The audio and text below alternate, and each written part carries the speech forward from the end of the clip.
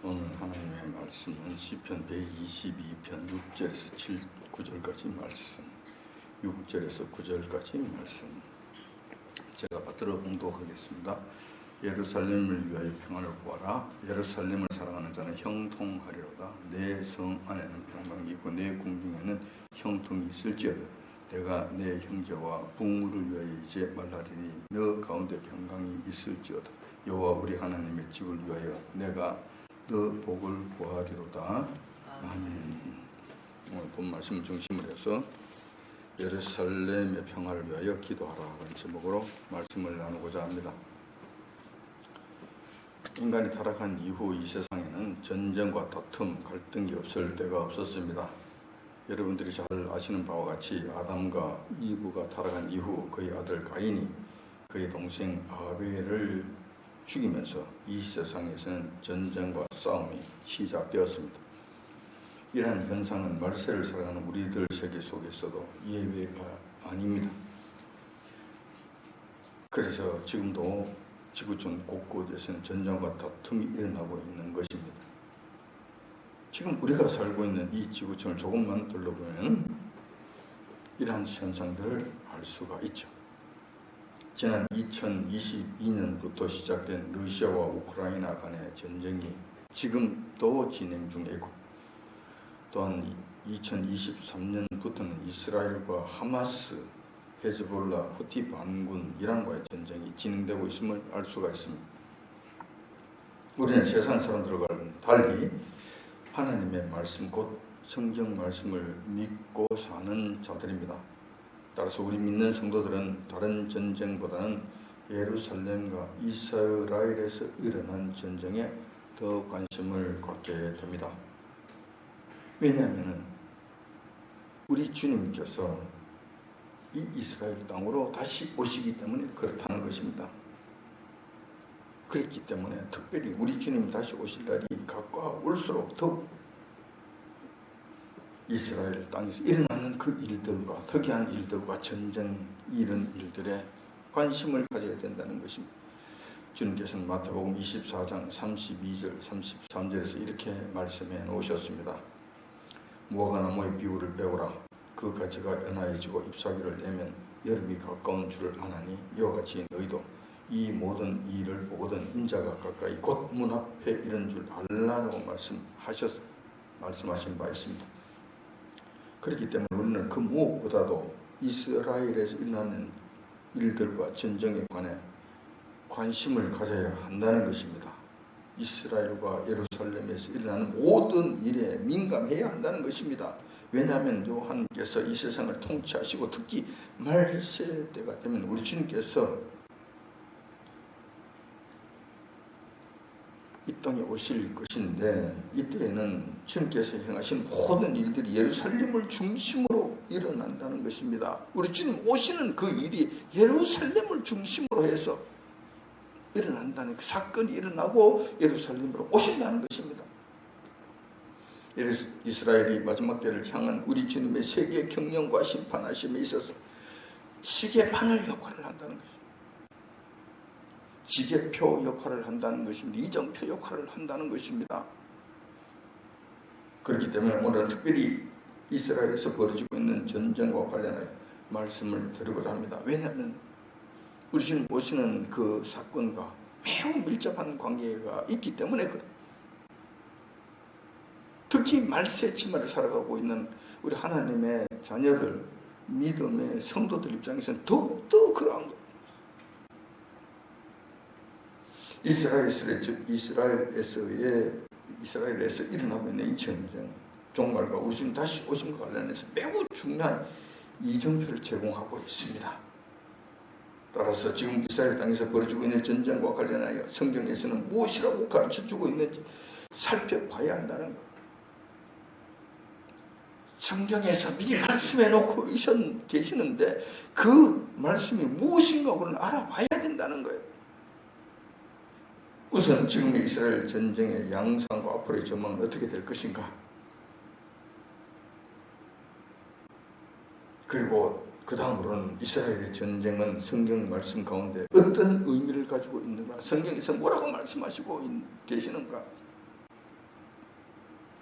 마지막으로 말세를 살아가고 있는 하나님의 사람들로서 지금 이스라엘 땅에서 벌어지고 있는 전쟁을 보면서 무엇을 해야 하는가?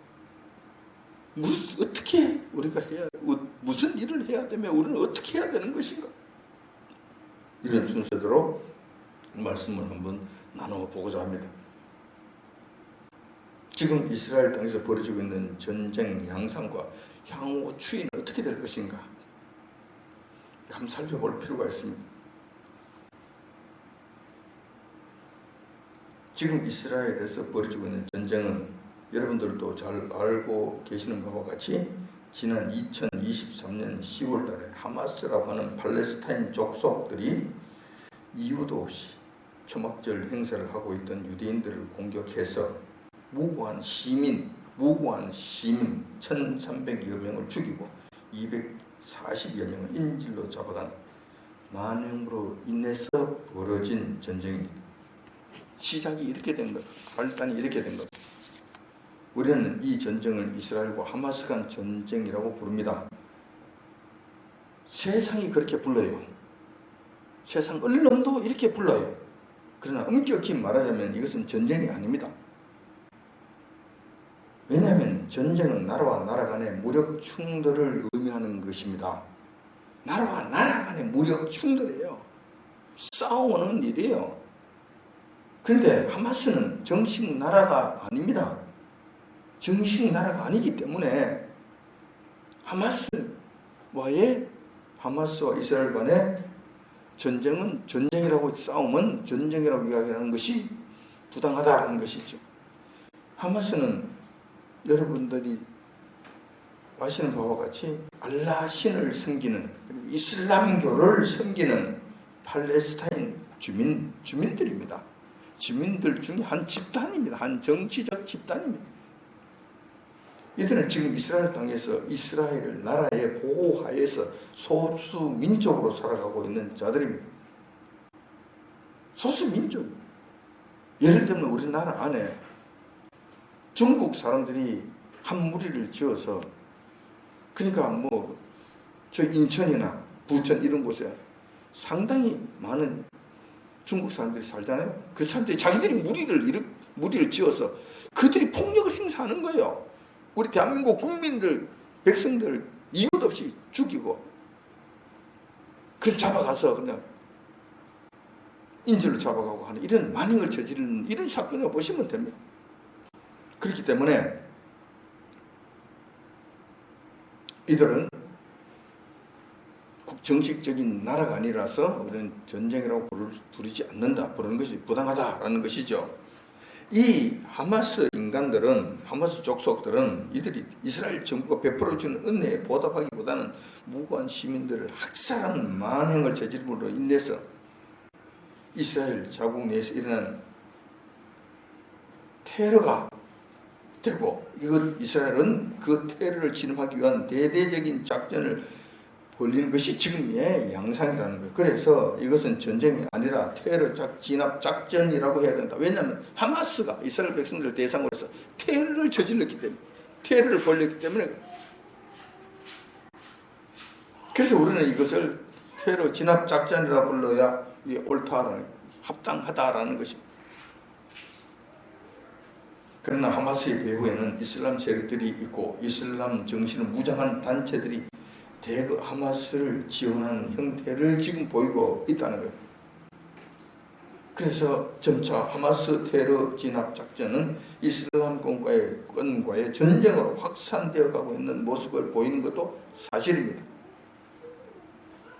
우선 레바논 지역에서 활동하고 있는 헤즈볼라 단체가 이스라엘을 공격하고 있고 저 멀리 사우디아라비아 변방에 위치한 예멘 나라에 있는 후티 반군 역시 미사일 등으로 이스라엘을 공격함으로써 이스라엘의 테러 작전 영역이 점점 넓어지고 있는 양상을 보이고 있다는 것입니다. 지금까지는 하마스 하나만 진압하면 끝나는, 하마스가 아니라 헤즈볼라하고 후티 반군까지 상대해야 되는 세 곳의 영역으로 확산되어져 가고 있다는 양상이 지금 이런 양상이라는 거예요. 이것도 전부 다 테러 진압 작전이죠. 왜냐하면 그들은 나라가 아니기 때문에 그래요. 거기다가 최근에는 며칠 전부터 하마스와 헤즈볼라, 후티 반군의 뒷배 역할을 자처하고 있는 이슬람의 맹주 이란이 직접 이스라엘을 향해 도발을 감행했다는 것입니다. 지난 10월 2일 날, 지난 수요일 일어난 일이잖아요. 이스라엘 향해서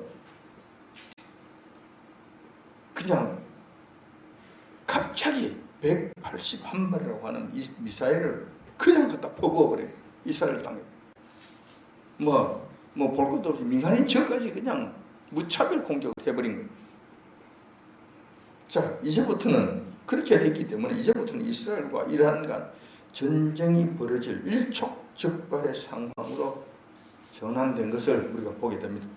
자, 이란은 정식 나라이기 때문에 이렇게 되면은 이란과 이스라엘은 전쟁이 되는, 정상적인 전쟁이 되는 것입니다. 그렇기 때문에 이 모든 과정들을 보면은 이 테러 진압 작전이 이란이라고 하는 나라가 공식 개입함으로써 테러 진압 작전이 이란과의 전쟁으로 확산될 조짐을 보이고 있다는 것입니다.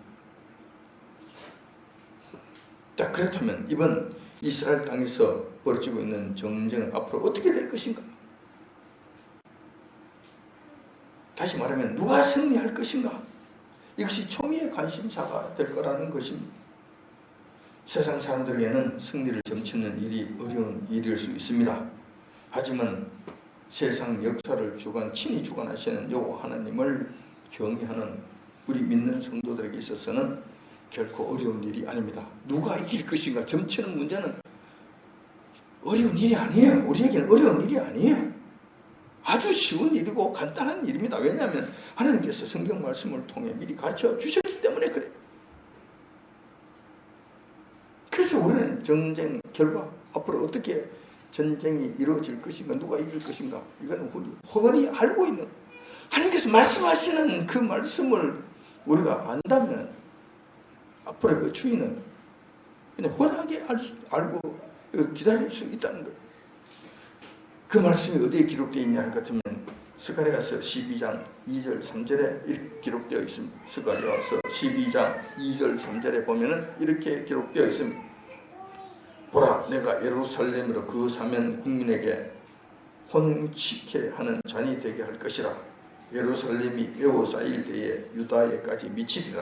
그날에는 내가 예루살렘으로 모든 국민에게 무거운 돌이 되게 하리니 무릇 그것을 드는 자는 크게 상할 것이라. 천하 만국이 그것을 치르고 모이리라. 이렇게 기록되어 있는 이 말씀을 보면은 말세 때가 되면 세계 여러 나라 이스라엘 주변국들이 예루살렘을 치르고 덤벼들 것이다. 그때가 되면 요한께서는 이스라엘 나라를 아주 무거운 돌같이 만들어 주시겠다. 그래서 세상 어떠한 나라들이 와서 그 돌을 움직이려 하고 돌을 들어서 빠뜨리려 하고 넘어뜨리려고 하고 별짓을 다 한다 하더라도 절대로 그 돌이 움직여지지 않을 것이다. 흔들리지 않을 것이다. 그 돌, 이스라엘 나라를 무너뜨리려고 덤벼드는 모든 전쟁하는 자들은 그 누구를 막론하고 모두 다 망하게 할 것이다. 폭삭하게 해주실 것이다. 많이 덤벼드는 만큼 더 크게 망하게 해주실 것이다 라고 주님께서 약속해 주신 말씀, 미리 가르쳐 주신 말씀.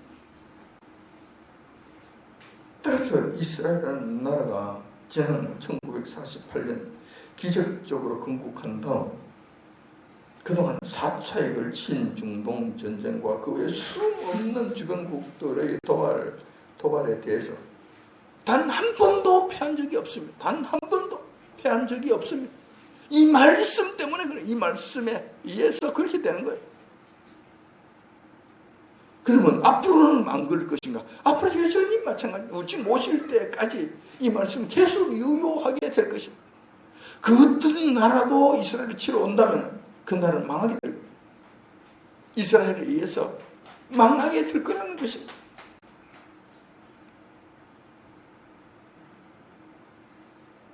지난 4차 중동 전쟁뿐만 아니라 수많은 주변국 도발에 있어서 보면은 그 도발에 온 그 나라들이 패배한 정도로 끝나는 것이 아니고 패배한 정도가 아니라 폭상했습니다. 그리고 이스라엘은 매번 큰 승리로 끝이 났다는 것입니다. 이러한 사실은 지금까지 우리가 지켜본 바와 같습니다. 1948년 이후부터 지금까지 우리가 지켜본 바 그대로입니다. 그대로. 당연히 이번 하마스와의 테러 진압 작전에서부터 시작된 전투가 이란과의 전쟁으로 이어진다 하더라도 위에서 말씀하신 본문 말씀에 의해서 이스라엘은 반드시 이길 것입니다. 그리고 이란은 반드시 크게 망할 것이라는 것입니다. 반드시 크게 망할 것이라는 것입니다. 그래서 지금 이란이 겁도 없이 180발에 달하는 미사일을 이스라엘 땅에 갖다 퍼부었는데 그 결과 어떻게 하려는지 모르겠어요. 그 대가를 어떻게 받으려는지 모르겠어요. 이스라엘이 가만히 있지 않을 것 같은데 요한님께서 말씀하신 그 말씀, 약속의 말씀이 있으신데 그 말씀이 어떻게 이루어지는지 여러분 한번 지켜보십시오. 관심을 가지고 한번 지켜보십시오. 과연 그 말씀대로 이루어지는가 안 이루어지는가, 이란이 반 죽는지 안 죽는지 한번 보십시오. 그에 대한 대가 톡톡히 당하는가 안 당하는가 한번 보십시오.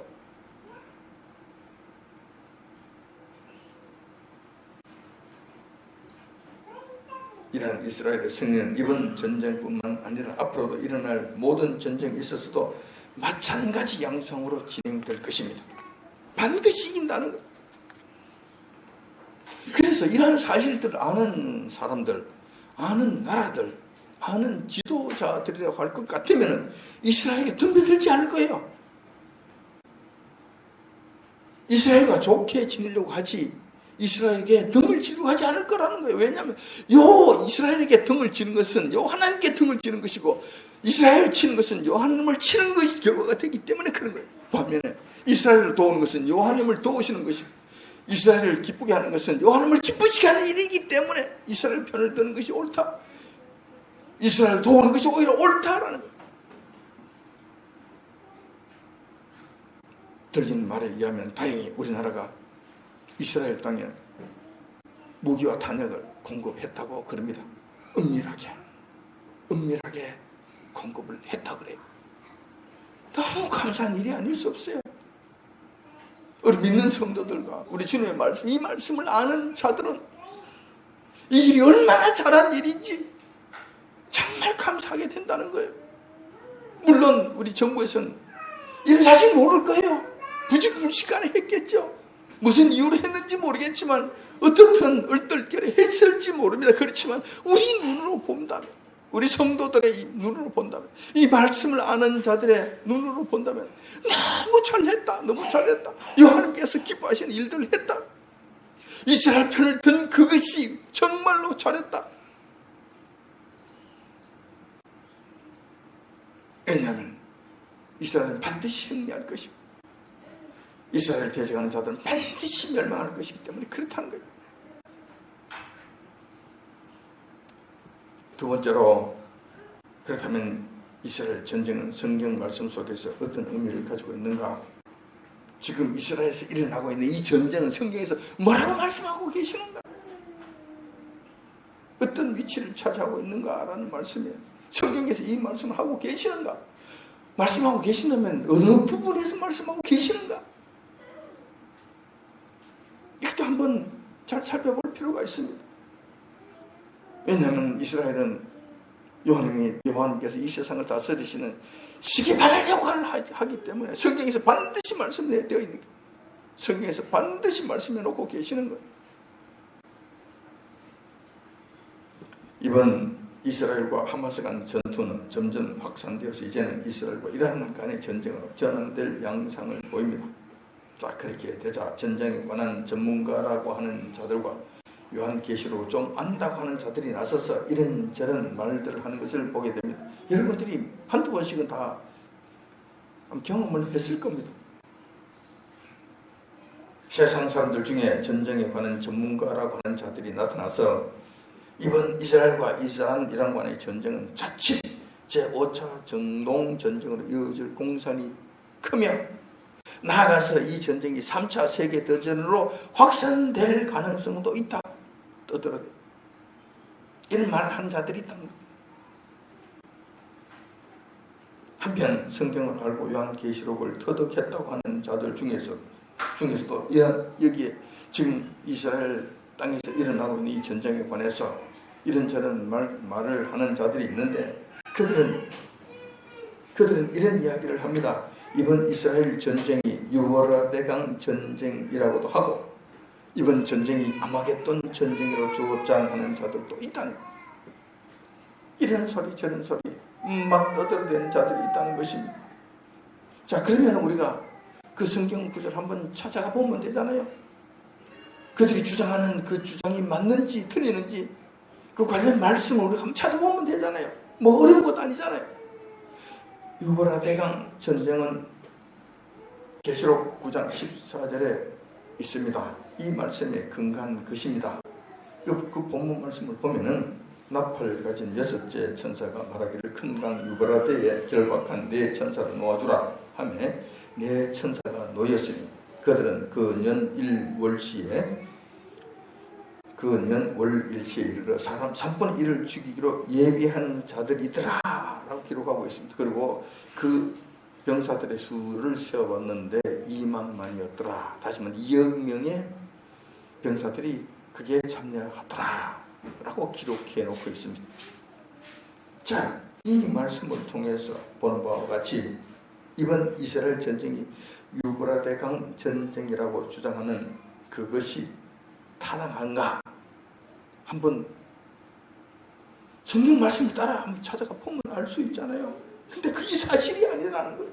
왜냐하면 첫 번째 이 유브라데강 전쟁은 단지 그 아랍 지역에서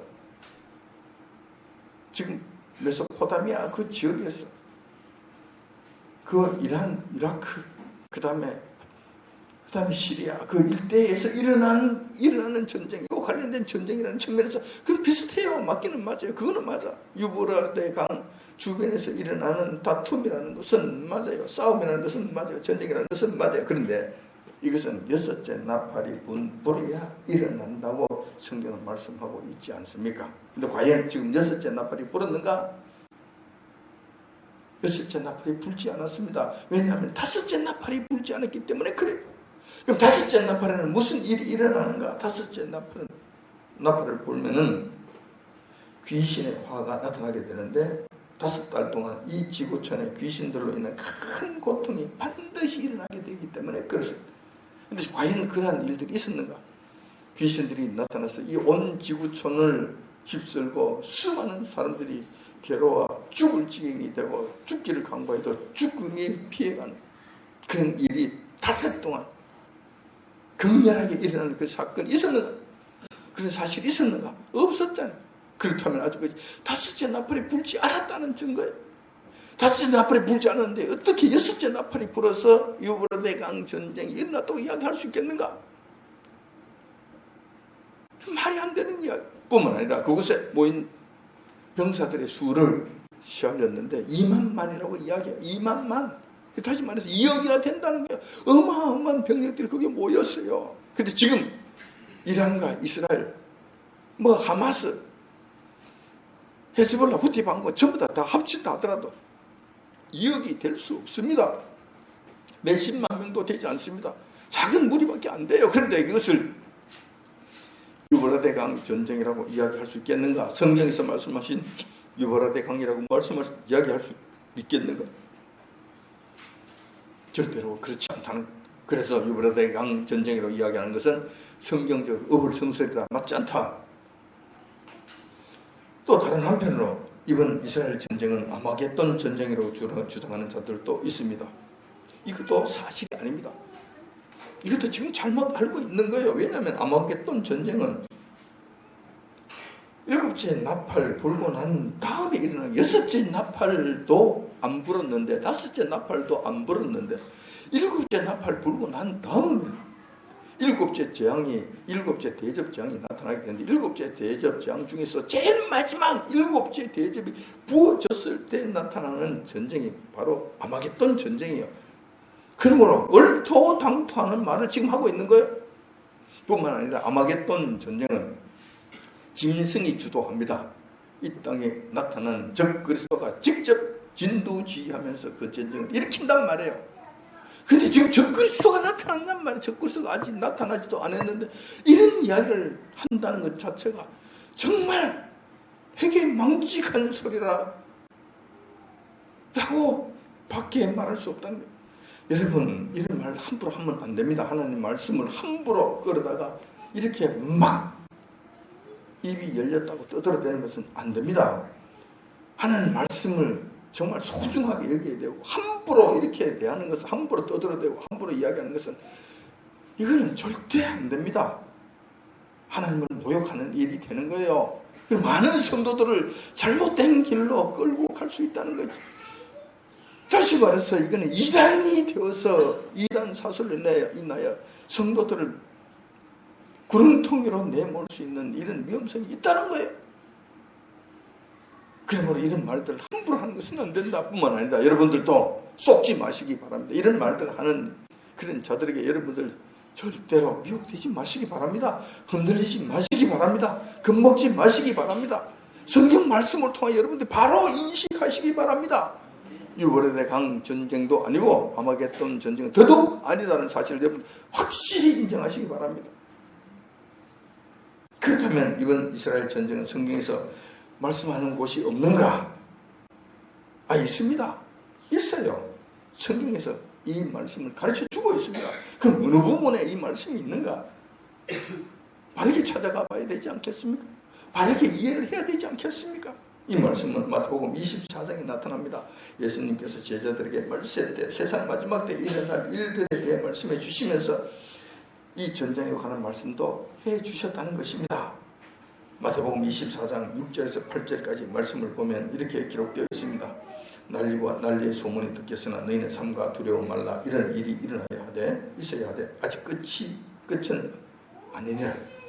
민족이 민족을, 나라가 나라를 대적하여 일어나겠고 전체의 기근과 지진이 있으리니 이 모든 것이 재난의 시작이라 라고 말씀하십니다. 우리 오후 시간에 성경 공부를 하는 우리 성도님들은 이 말씀을 여러 번 제가 설명을 해드려서 다 알고 계실 거예요. 충분히 다 이해하고 계실 거예요. 그러나 오후 예배에 참여하지 않으신 성도님들을 위해서 제가 이 말씀을 다시 설명해 드리는 거예요. 이 말씀 중에 보면은 재난이 시작될 무렵에는 전쟁이 일어나게 될 것인데, 이 전쟁은 이 난리라고 하는 난리와 난리의 소문, 난리 전쟁을 이야기하는 거예요. 이 전쟁이 일어날 것인데, 이 전쟁은 두 가지 양상으로 나타난다. 하나는 민족과 민족이 서로 싸우는 전쟁. 다시 말해서 이스라엘과 하마스 간의 싸우는 이런 전쟁. 민족과 민족이 싸우는 거죠.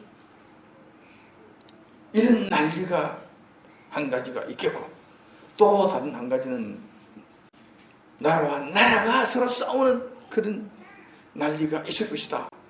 이것은 우리가 이야기하는 전쟁이라고 이야기하는 이 테러 행위가 있고 정식 전쟁 행위가 있다. 이 두 가지가 일어난다는 거예요. 그러니까 큰 재난이 일어나기 직전에는 이런 일들이 지구촌 곳곳에서 수도 없이 일어나는데, 특히 이스라엘 땅에서 일어난다는 거예요. 이스라엘 땅에서 이런 일들이 일어나게 되면은 재난이 곧 시작될 것이라는 것을 너희들 알아차려라 라고 말씀하신다는 것입니다.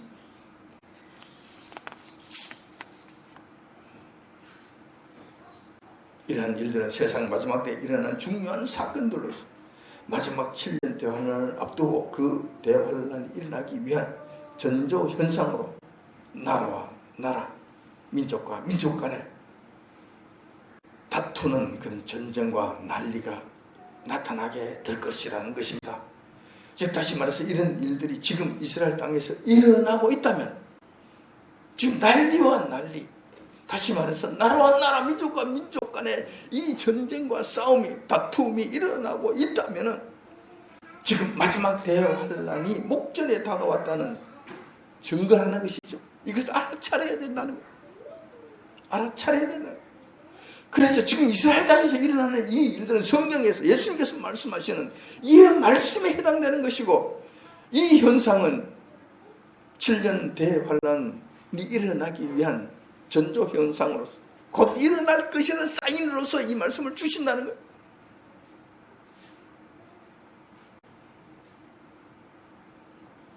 지금 이스라엘 땅에서 이런 일들이 일어나고 있다면 마지막 7년 대환란이 목전에 다가왔다는 사실을 여러분들은 바르게 인식하시기 바랍니다. 바르게 이해하시기 바랍니다. 자, 그렇다면 특별히 지금 이스라엘 땅에서 일어나고 있는 이란과의 이 전쟁의 핵심은 무엇인가? 이 사람은 이렇게 말하고 저 사람은 저렇게 말합니다. 근데 우리는 성경적 관점을 가지고 살아가는 자들이잖아요. 성경에서는 뭐라고 말씀하시고 계시는가? 성경에서는 우리 주님께서 그렇게 말씀하십니다. 반드시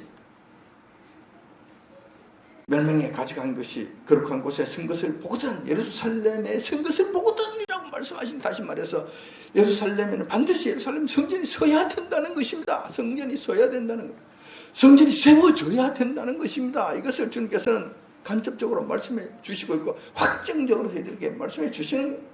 그럼 이스라엘 땅에서 지금 성전이 세워져야 돼요. 예루살렘 성전터에 예루살렘 성전이 세워져야 된다는 것입니다. 이것이 하나님의 계획이에요. 자, 그렇다면 이 전쟁이 왜 이런 식으로 일어날까? 왜 이런 식으로 다툼이 일어나고 여기서 혼란스럽게 나타나고 이란이 자꾸 이렇게 들면서 이 문제를 일으킬까? 그 핵심은 어디에 있는 것인가? 저는 이렇게 봅니다. 하나님께서 예루살렘 성전을 지키기 위한 방편으로 이런 일들을 계획하고 계시고, 이런 일들을 일으키시고, 이런 일들을 허용하시고, 이런 일들이 일어나게 하신다는 거예요. 큰 환란이 일어나기 전에 예루살렘 성전이 지어져야 되지 않겠는가?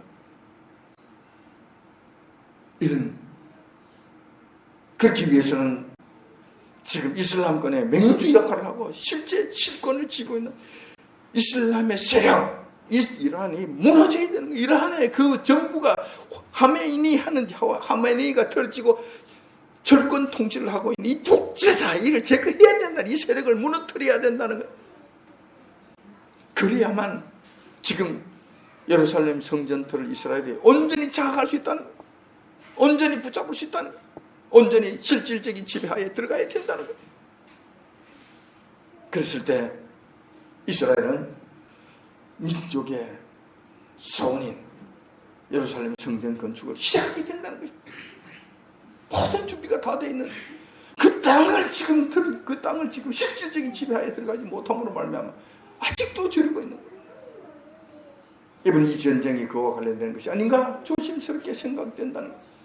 만약에 이번이 이거와 관련되지 않았다면 이 갈등이, 이 전쟁으로 말미암아 갈등이 더 커지게 되고, 이 갈등이 더 커져서 이슬람권과 본격적인 전쟁이 한번 일어나고, 본격적인 전쟁이 일어나서 이슬람권이 완전히 그 세력이 전부 다 무너졌을 때 이스라엘은 당당하게 성전산으로 쳐들어가서 그것을 실질적인 지배를 한 다음 바로 성전 건축을 시작할 것으로 보인다는 것입니다.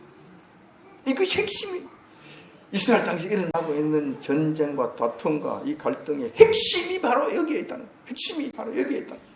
이 관점에서 여러분들 보십시오. 이 관점에서 이스라엘 땅에서 일어나고 있는 이 전쟁과 이 다툼을 보시기 바랍니다. 그러면 성경 말씀 어떻게 이루어지는 것이 여러분 눈으로 보이게 될 거예요. 저에게만 보이는 것이 아니라 여러분 눈에도 보이게 될 거라는 것입니다. 그렇다면 우리 믿는 성도들은 이런 일, 곧 이스라엘 땅에서 일어나고 있는 이 전쟁을 보면서 무엇을 해야 될 것인가? 가만히 있으면 될 것인가? 뭔가 해야 되지 않겠는가? 이렇게 말한다면 여러분 중에 어떤 사람, 우리 교회에는 뭐 그런 사람이 없을 것으로 생각이 됩니다만은 혹시 모르겠어요. 어떤 사람은 우리가 왜 이스라엘에서 벌어지고 있는 전쟁에 대해서 관심을 가져야 하지?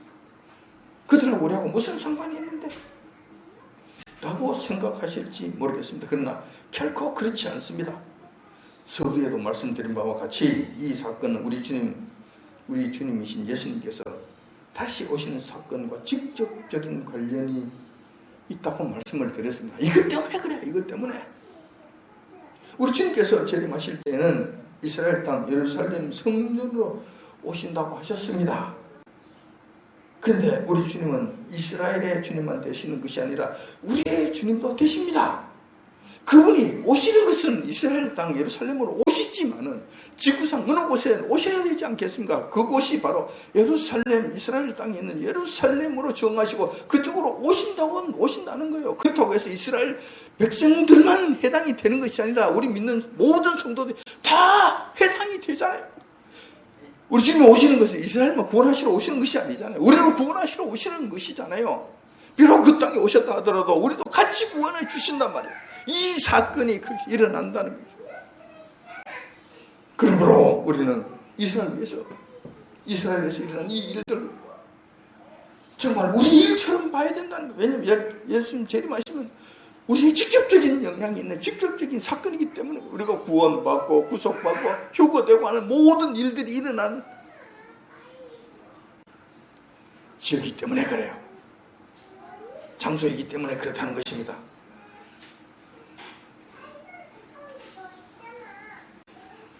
우리 주님 오실 날을 예비하고 준비하기 위해서는 이스라엘 땅에서 일어나는 사건들을 유심히 관심을 가지고 주시해야 한다는 것입니다.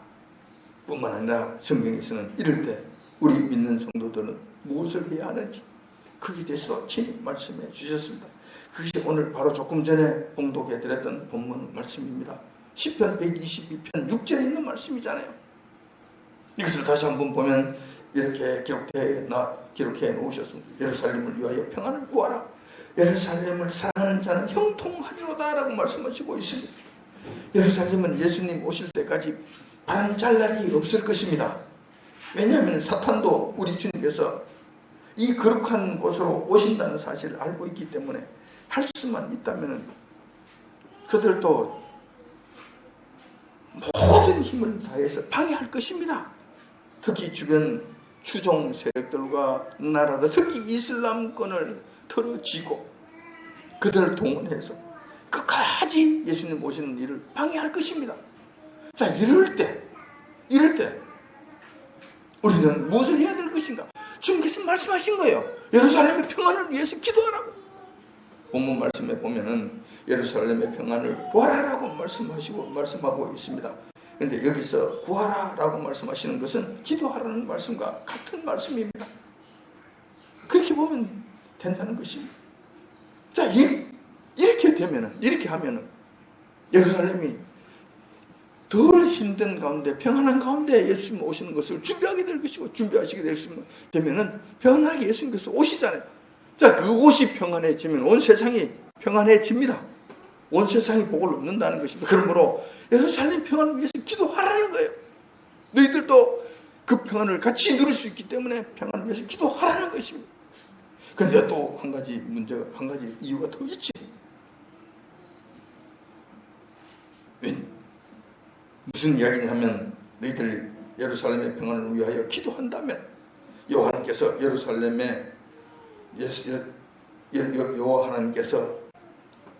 평안을 위하여 기도하는 자들에게 복을 주신다고 약속이 있기 때문에 그 복은 여러분들이 그렇게 기대하는 형통의 복을 주신다는, 여러분들이 모든 하는 일에 형통케 되어지는 축복을 하나님께서 주시겠다 약속해 놓으셨다는, 우리 일이기도 한데 우리 일을 위해서 기도를 하면 하나님께서 형통의 축복까지 겸해서 보너스로 우리에게 주신다. 이 땅에 사는 날 동안까지 형통하고 싶습니까? 형통을 누리고 싶습니까? 평안을 누리고 싶습니까? 잘 되고 싶습니까? 예루살렘의 평안을 위해서 기도하십시오. 그들 위해서 기도하시란 말이에요. 우리 교회는 오래전부터 예루살렘의 평안을 위해서 기도하고 있습니다.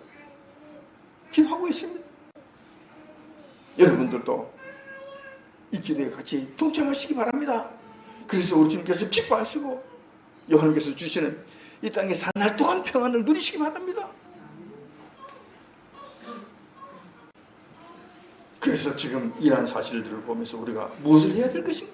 예루살렘의 평화를 위하여 기도해야 된다는 것입니다. 우리는 지금 예수님께서 이스라엘 땅 예루살렘으로 다시 오실 것을 소망하면서 사는 자들입니다.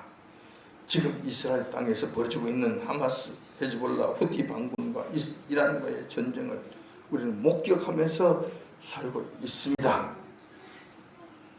이러한 일들이 성경 말씀 속에서 어떤 의미를 갖고 있는지 여러분 잘 이해하시기 바랍니다. 지금까지 말씀하신 바대로 잘 이해하시기 바랍니다. 이것은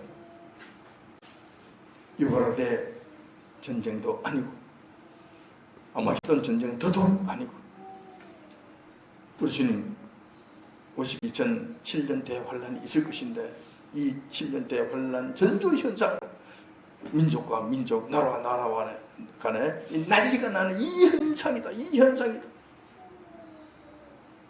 이것을 잘 이해하시기 바랍니다. 그래서 이스라엘 땅이 지금 바람 잘 날이 없는데 사탄에서 바람 잘 날이 없는데 그들 위해서 기도하라. 예루살렘의 평화를 위해서 기도하라. 라는 이 말씀에 순종하면서 우리 그들의 평화를 위해서 기도해야 될 줄 압니다. 이스라엘과의 전쟁은 반드시 이스라엘이 이깁니다. 우리 주님께서 말씀해 주셨고 그들에게 무거운 돌이 되게 해주시겠다고 약속하셨기 때문에 그 약속대로 그대로 이루어질 것입니다. 한번 주의를 지켜보시기 바랍니다.